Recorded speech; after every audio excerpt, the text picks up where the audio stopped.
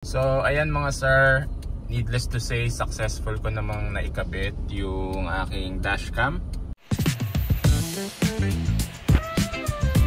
Okay, so susubukan kong i-install tong dashcam natin with the 4G hardware kit. So bakit siya tinawag na 4G hardware kit? Ito yung may lagayan ng SIM card na yun yung gagamitin na connection between the app at saka ng kotse or ng dashcam remotely. Kasi nga meron tong remote alert and meron ding remote surveillance. So tignan natin, susubukan ko kung may install ko ba.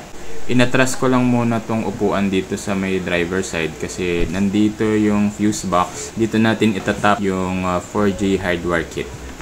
Ayan, so ito yung fuse box nung sasakyan ko.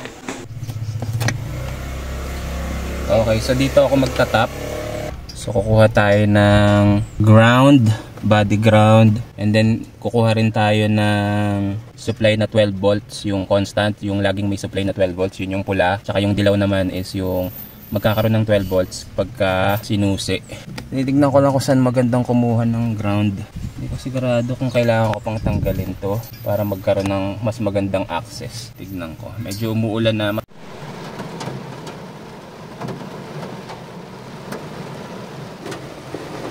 Okay, naabutan ako ng ulan. Gumawa na rin ako ng screwdriver. Aalisin ko na to, tong panel na to, para sigurado kung makakuha ako ng magandang ground. So dalawa lang naman to. Yung sa kabila.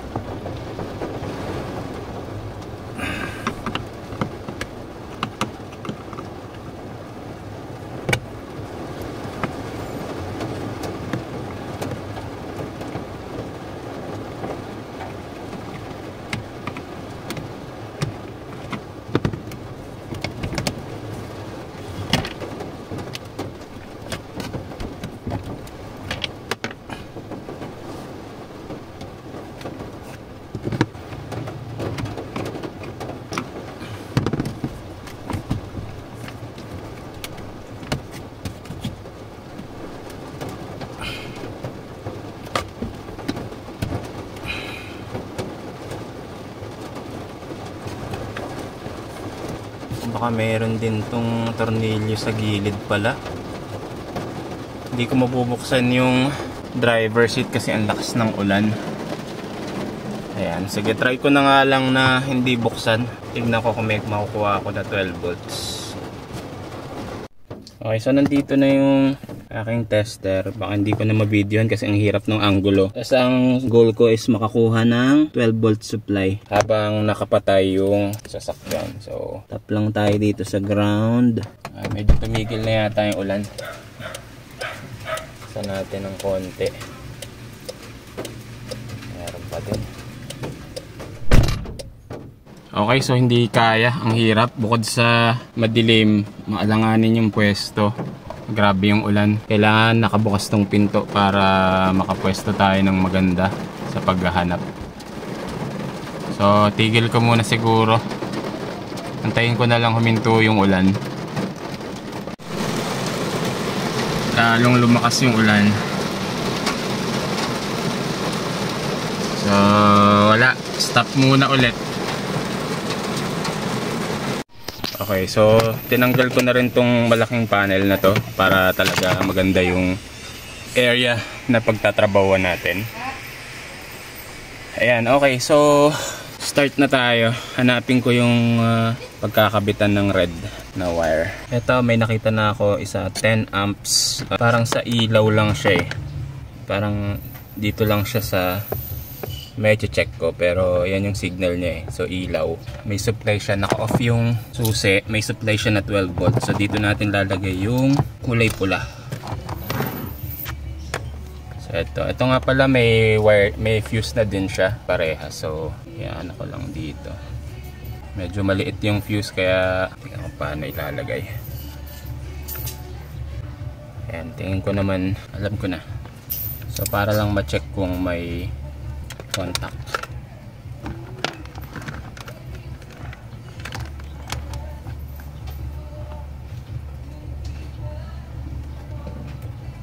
Okay. So meron gumagalaw yung ating multimeter tester. So ibig sabihin may contact siya. Now hanap naman tayo ng nagpa-power pagka binuksan na yung ignition. So buksan ko lang yung ignition. Feeling ko dito sa may lighter cigarette Ayan, so confirm meron.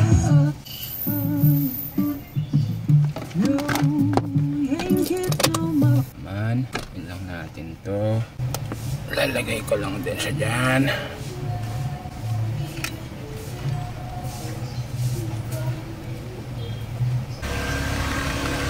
Okay. Kaso hindi siya pumasok. Ayan. Okay, so double check ko na lang din kung may supply ba.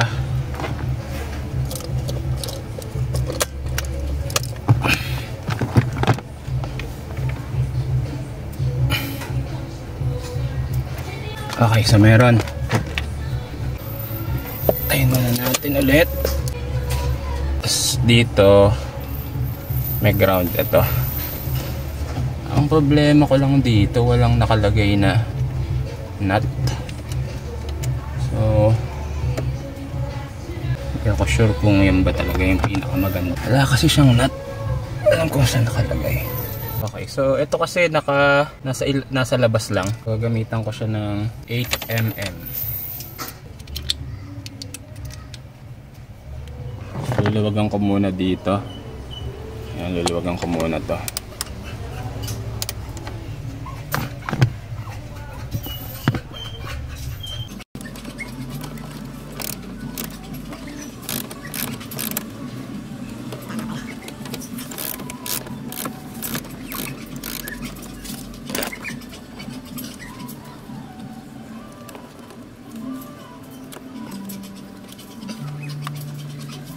So mas maganda sasamahin ko to.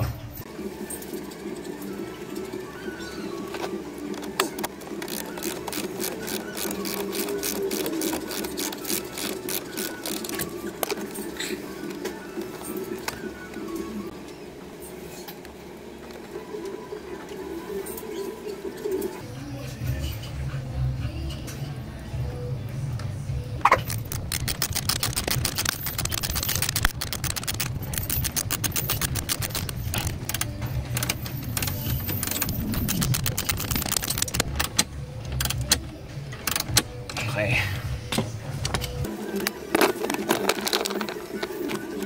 Okay, so may umiilaw na dito. Ayan, umiilaw na siya. Nakapatay yung ignition natin dyan. Pag binukas ko, okay, same, gumagana pa din naman. Pero walang changes dito. So ayusin ko na lang siguro to dito sa ilalim. Babalik ko na yung dashboard, yung fuse box, tapos tsaka ko na aayusin dito sa ilalim yung saka ko na ikakabit ngayon yung ating dashcam.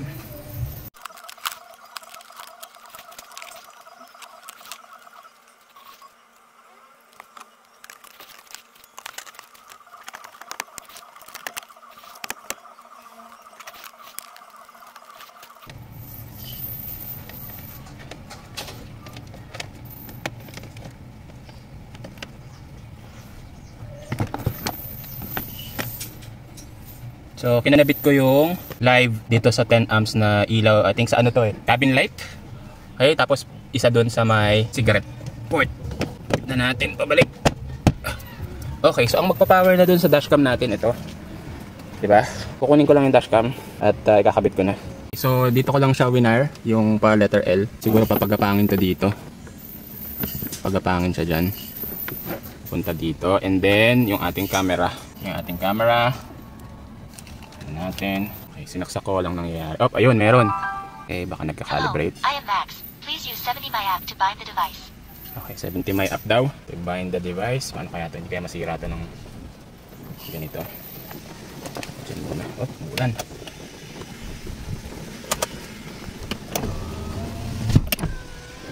muna ulit yung pinto. Okay. So ang sabi, use the bind the device. Bluetooth is not on, so Bluetooth. Okay, scanning. Patayin ko muna yung susi.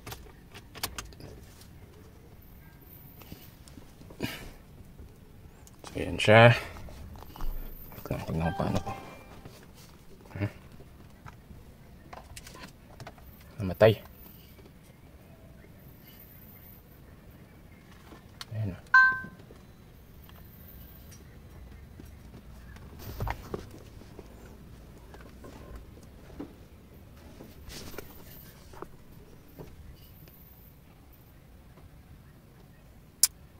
Okay, medyo mahirap. Ilalagay ko na siguro muna para at least hindi ako mahirapan sa pag-video, pag-setup. Gusto ko talaga nandito siya nakababa. Gusto ko medyo kita yung camera. Kasi nakakatawa ano siya nakakatawa kasi may picture. Dito ko siya ilalagay.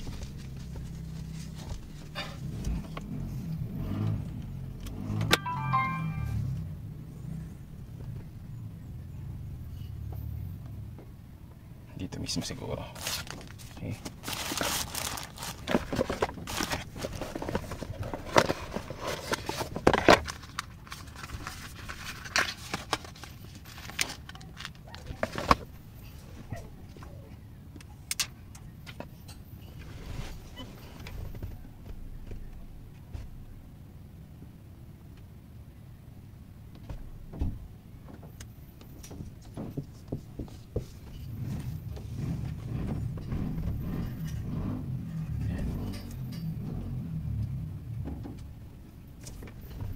Yan yung gusto kong pwesto niya para kita pa din. Okay, so nilagay ko lang yung film. Ewan ko, mukhang hindi nagre-register sa camera, pero yan. Yan lang siya. Pil lang natin to. Then yan. Okay.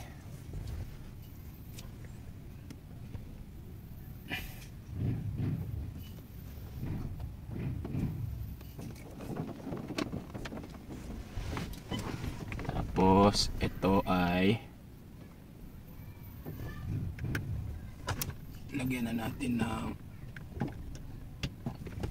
yan.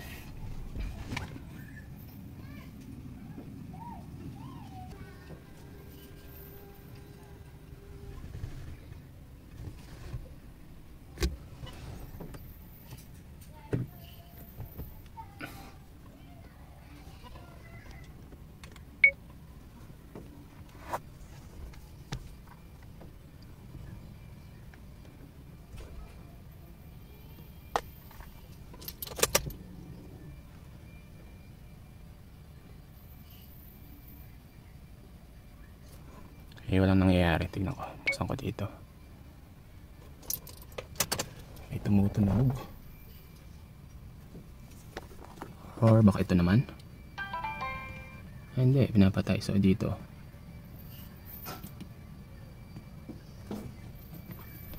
Nawala.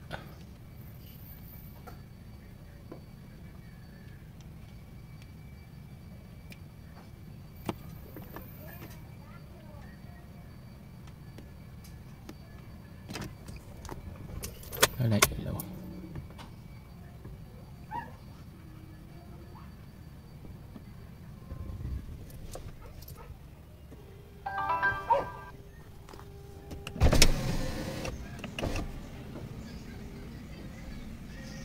Hello, I am Max. Please use 70 My app to bind the device.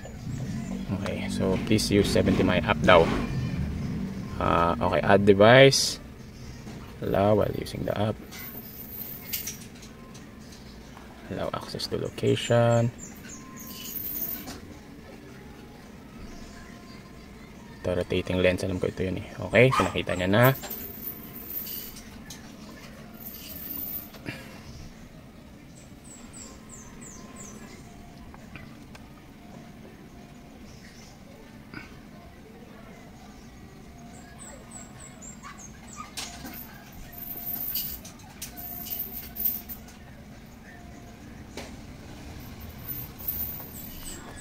Bilis mag time out. Security confirmation the device and of backup must expire. Please try again. Okay. Nangyari.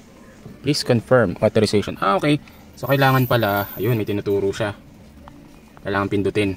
Okay, so pindutin ko to. Okay. Ayun. Antay pala ako sa wala eh. Connecting to dashcam app. Okay, so sabi niya insert SD card. Wait lang, may applied area. Sa others tayo. Not connected to dashcam's Wi-Fi hotspot. Connect. Please turn on the dashcam hotspot via settings menu, device down. Click on. Wait lang. So sabi dito, ito. Okay, so sige, baka kailangan nung SD card. May kasama naman ng SD card ko eh. Kasama ng SD card. Ito. So, saan ko muna?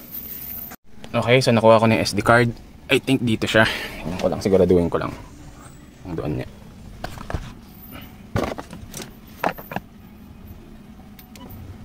Ay, hindi. Asan yung SD card? Asan yung SD card mo? Tatanggal pa ba to? Alam ko tatanggal pa to eh. Naku, dapat pala nilagay ko na muna yung SD card.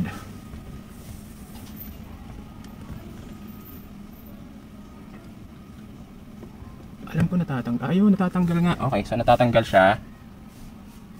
Saan yung SD card mo? Ito.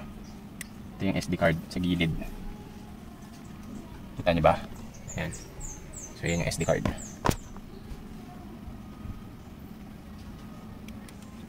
Okay. Yan, lagay natin yung SD card. Please format the memory card. Okay, so po-format pa daw. Ayan, may pindutan naman. Formatting.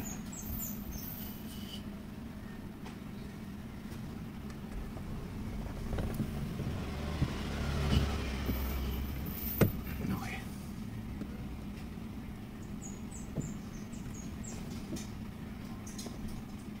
Ganun yung camera.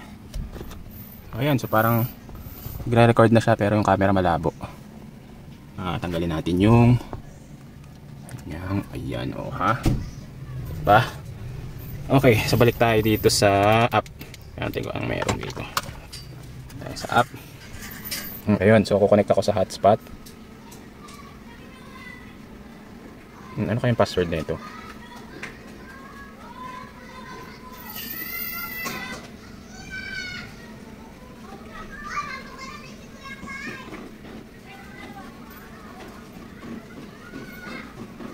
Incorrect password. Okay, so may password yung hotspot nito. So dito tayo pupunta ngayon sa manual. Ayan ang manual. Hahanapin ko ngayon kung ano yung password niya. Okay, wait lang. Diyan lang kayo.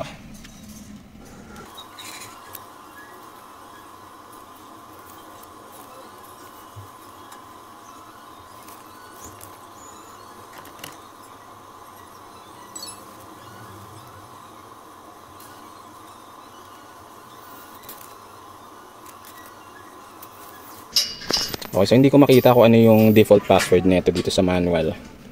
Nakatanga lang akong hanap. So, tignan ko sa Google, baka meron. Wait lang. Okay, may nakita ako sa web. Sabi, ito raw yung password niya, 1234567 So, tignan natin kung makakonect na ako. Kailangan ko na rin palang mag-charge. So, sakto na rin yung sasakyan. Able to find. Wait lang. So balik tayo dito. Connect.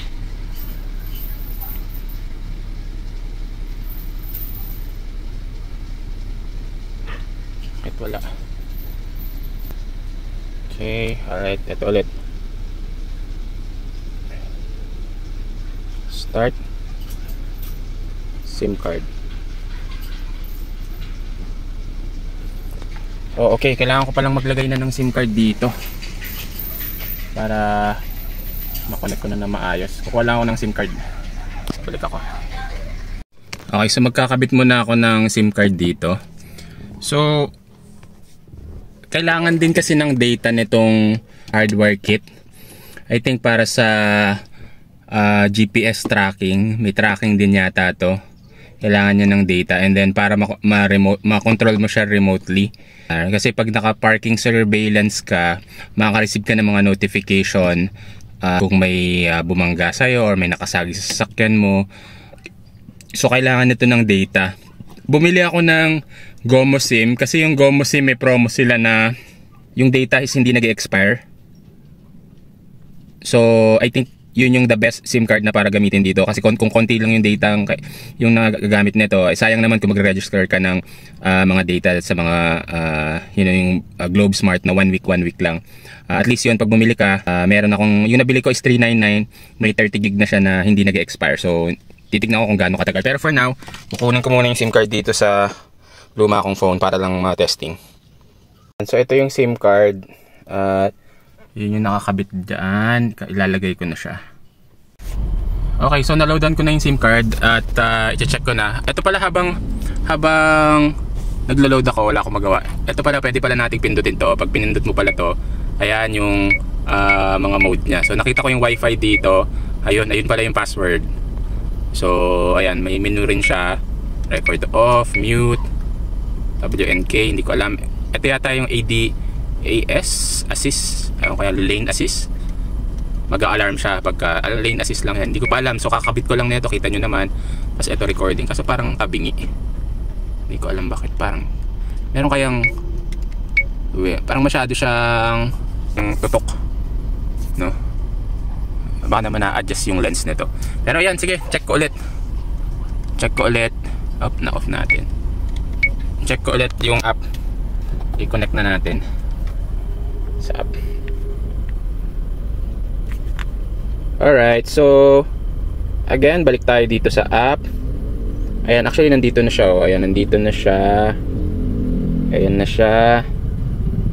Firmware update, download natin. Wait lang, tingnan nyo, allow.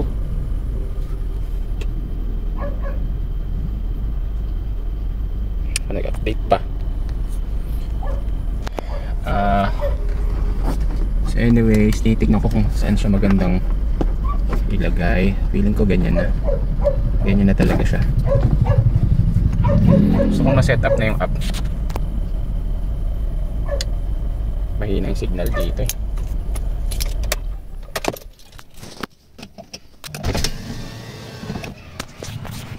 Yan, sige, update lang, antayin lang natin mag-update.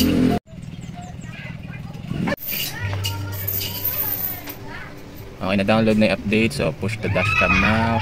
Please connect to hotspot. Okay, so ito na siguro, hotspot. Not connected. Tingnan natin. Connect. Ayun pala, oh, nandyan din. Hindi ko lang binasa kanina yung password.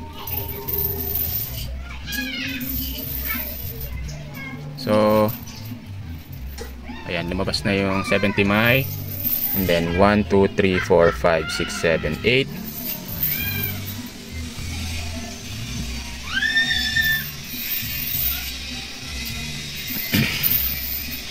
Okay, connected. Next, ano nang gagawin?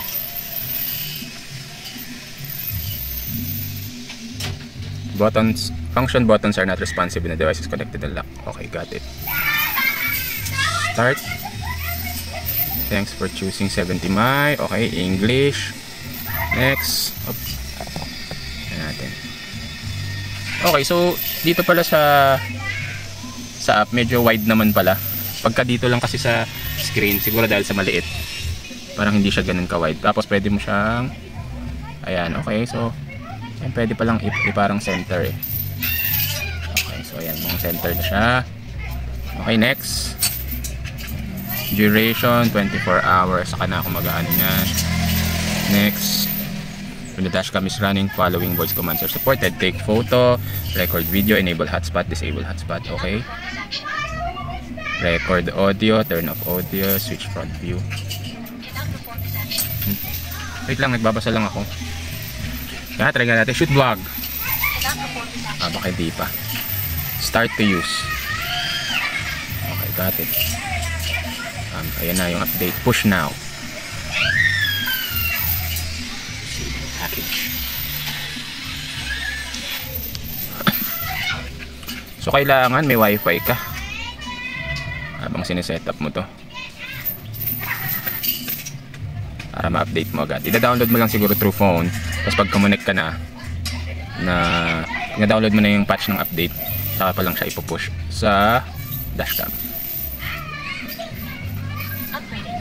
Do not disconnect from power source. Okay.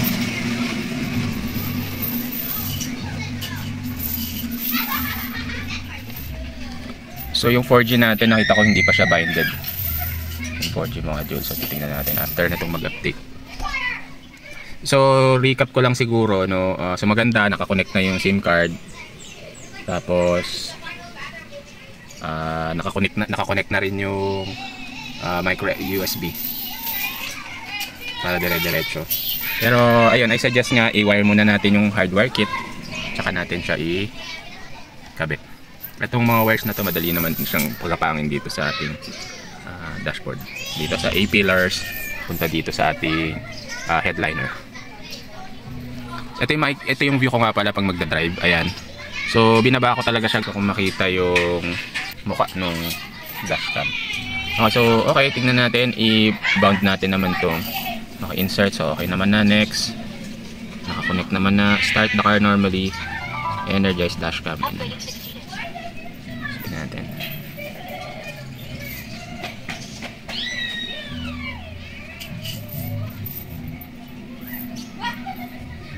Okay, got it.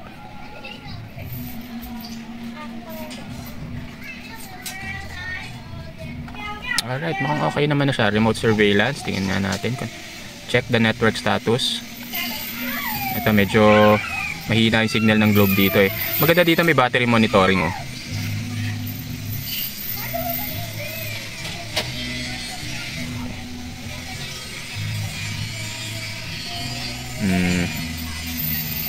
Bakit offline?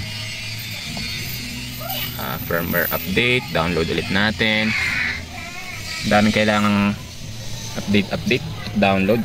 Nandito ako sa labas ng bahay, nasa loob yung router. Medyo mahina yung signal dito. Okay, so ayan, na-bound na natin yung ating 4G module at nag-iba siya ng kulay, naging blue.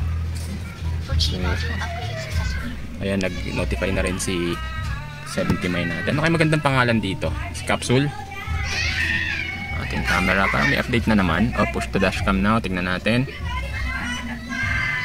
Connect na natin.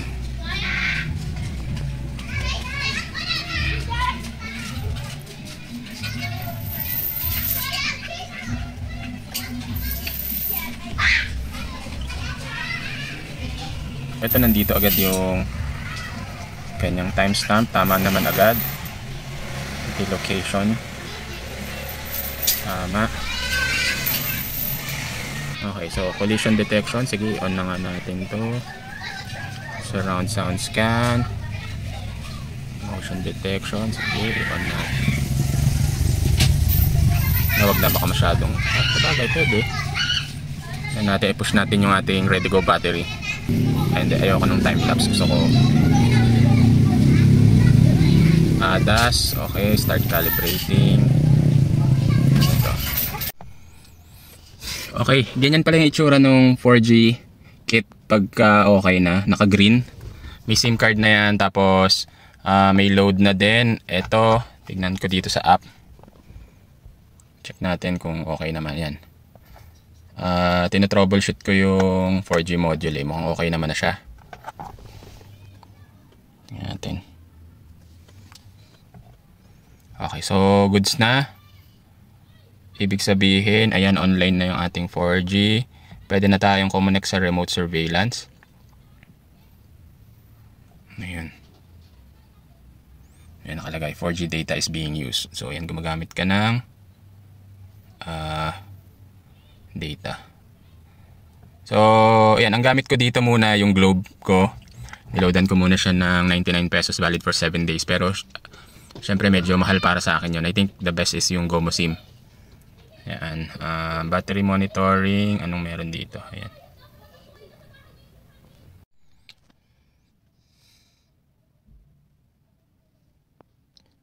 Okay, hinahanap ko yung setting ng battery protection nito. Ito, sa battery protection, meron to na sabi dito, after the battery voltage of vehicle drops to the set value, the parking monitoring line will cut off the power supply. So ito, para hindi ka malobat. So kung wala ka nung smart battery, nakakabit sa sasakyan mo or regular lang na lead acid na walang cut off, yung low voltage cut off na tinatawag, pwede mong iset dito.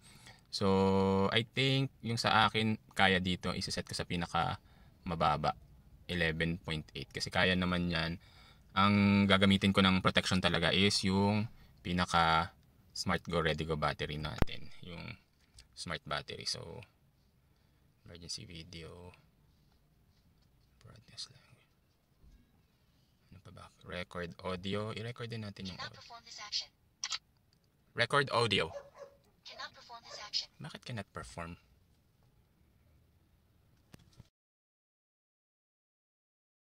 Ito palang dashcam, pag nakakonect yung cellphone mo, hindi magre-respond sa voice command. So, dahil sa hindi ako nagbabasa ng manual, itatry ko pa rin.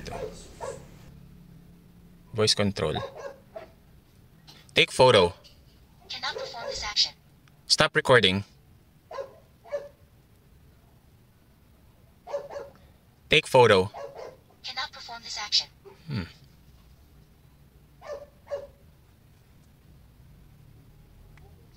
Enable hotspot. Okay. Enable hotspot. Cannot perform this action. Bakit ayaw? Oh, di ba ang kulit? Akala ko may sira or may mali akong ginagawa. Actually, may mali naman talaga akong ginagawa. Kasi nga, pag nakakonect ka sa hotspot ng phone at dashcam, hindi talaga magre-respond. Nakasulat naman yun eh. May warning naman dun or may disclaimer dun sa pinaka-app. Okay, so nandito na ako sa pagkakabit ng rear. Nilagay ko lang yung static film, tapos nilagay ko na yung rear camera. Itong pagsuksok ng wire, kung paano siya itatago, pagagapangin dito sa may passenger side. Hindi ko na i-video. Ang hirap talaga mag-video habang gumagawa. Panoorin nyo na lang si Jeep Doctor, sa kanya ko nakita yung style kung paano itago yung wire. Ayan, so okay, so ayan na itsura nya. Nakabit na. Majority nung wire dito nandito sa loob nung wire nung rear camera. Ayan, pinasok ko dito sa may A-pillar dito sa passenger seat. So nakatago siya. Pero pag tinignan mo dito sa ayan, pinagdaanan nya, malinis naman. Ayan, malinis hanggang dun sa likod. So ayan mga sir, needless to say, successful ko namang naikabit yung aking dashcam kasama ang 4G hardware kit. So 1 week ko na siyang ginagamit at eto, nawalan na ng load yung aking globe. So papalitan ko na siya ng Gomo SIM. So ito nga pala siya, sana yung SIM card na lagayan ng SIM card. So meron dito sa gilid, ayun. Yan, dyan ilalagay. So nakalagay lang siya dyan. Again, siningit ko lang dito sa mga A-pillars. Malinis yung wiring, walang nakakalat. Yung rear camera nandun sa loob. Okay, so pinagapang ko dyan sa headliner. Tapos dito sa gilid. Yan. So yun nga, panoorin nyo yung vlog or tutorial ni Jeep Doctor. Ang laking tulong sa akin. Ayan, naging malinis. So first time kong nagkabit ng dashcam, tapos hardwire kit pa, yung hindi lang dito sa cigarette lighter. Ayan, so okay naman. Medyo sketchy yung pagsingit lang ng wire dun sa fuse, pero okay naman. Hindi pa naman nasusunog or hindi pa naman ako nag-aapoy, diba? Ayun lang, so humaba na yung video. So i-like mo na lang, subscribe and notification bell kung nagustuhan mo tong video na to. At kung gusto mo rin ng ganitong dashcam, ilalagay ko yung link sa baba. Hindi na ako maglalagay ng footage kasi sobrang haba na nung aking tutorial. Sana malinaw. Pinakita ko rin yung struggle ng pagkakabit pati yung setup ng app. So kailangan talaga na nakakabit ka sa internet. So meron lang akong dalawang tips para sa inyo, okay? Nabanggit ko na rin to kanina dun sa video, which is dapat nakakabit na yung ating nakakabit na yung memory card, okay? Tapos mas maganda yung kanina sinabi kong wag tutularan or nilagay kong wag tularan. Dapat mas maganda naka-on yung dashcam pati yung app naka-connect na, para pag kinabit mo to naka-center. Yung sa akin kasi medyo na-OC ako. Although konting-konti lang naman, medyo tabingi siya to the left, yun. Pero hindi naman halata, lalo na pagka dinownload naman na yung video, okay naman na siya. So, yun lang guys. Maraming salamat. Until next video. Salamat mga sir.